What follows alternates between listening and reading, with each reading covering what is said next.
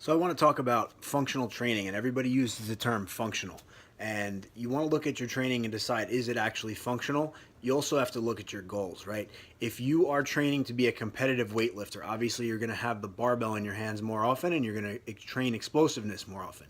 If you're going to be a marathon runner, you're going to train endurance more often and you're going to do a lot more running. You still have to balance your training, right? If you're going to be a CrossFitter, there's going to be certain skills that you're going to do more often than others. You still have to balance your training. But for the majority of us, we're not going to be competitive in a sport. We got into whatever it is that we're doing, however it is that we're training, to try and make ourselves healthier, feel better, and look better naked. And we want to be functional. So you have to look at your program and decide, is this really functional, or am I getting stuck in this narrow little box that's being defined by a sport that I'm really not competing in?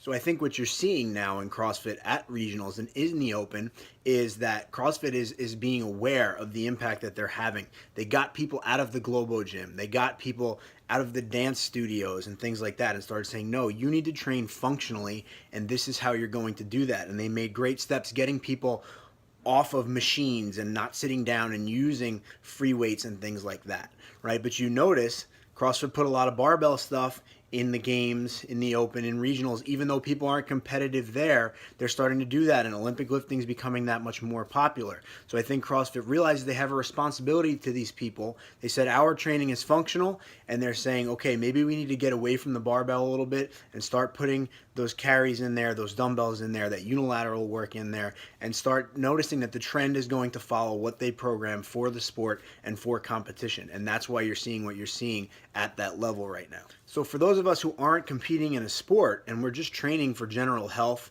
and to look better and to feel better, how are we going to decide if our training is functional? To me, it comes back to evolution, right? And I have an anthropology background, so I kind of go back to that with a lot of things. But you should be moving your body that mimics a way that you would, right, if we weren't living in the civilized world that we are, right? So if we were kind of living in the wild. So how many times do you think you would have a long, thin metal object in your hands that has weights balanced on either side and you'd be lifting it that way? Very, very rarely. How many times do you think you would squat up and down with a lot of heavy weight on your back? Really not that often. You would squat to get up and down, right? You would go down on the floor on your chest and push yourself up like a burpee or a push-up. So try and think about the things that you would be doing in that situation, right? Would you be running? Probably, right? Would you be running fast, or would you be running slow for a really long time? You'd probably be running fast, right, for shorter periods of time. Would you be moving in one direction all the time? No. You'd be going sideways, you'd be going backwards, you'd be changing direction, right? When you walk, you'd be walking, right? Would you be carrying stuff? Yes, you definitely would, right? And you'd be carrying all kinds of different objects in all kinds of different places, sometimes on one side, sometimes on both sides, sometimes heavy, sometimes light, right? Would you be climbing up and down, both climbing like a rope climb or climbing up a tree, etc.? Or would you be going up and down mountains, like going up and down stairs, right? Or doing lunges or doing step-ups? Those are the type of things you need to think about. So not only the movements, but also the implements that you're using. Are they really convenient for you, or are they awkward and varying?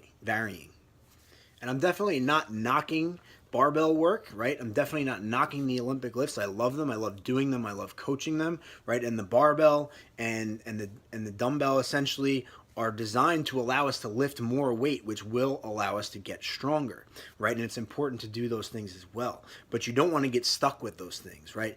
You also want to be able to train the awkward movements. You want to be able to use different implements, different planes of motion, right? Moving sideways, resisting moving sideways, rotating, resisting rotation, okay? And you also want to do it on a single leg sometimes. Sometimes you want to use a single arm, right? Sometimes things are going to be unbalanced. That's where your training is going to start to become functional. That's where you're going to start feeling better when you mix that stuff in. You're going to look better, and your training is honestly going to be that much more fun and that much more exciting. So take a look at what you're doing and see what you can change about it to start including some of that stuff.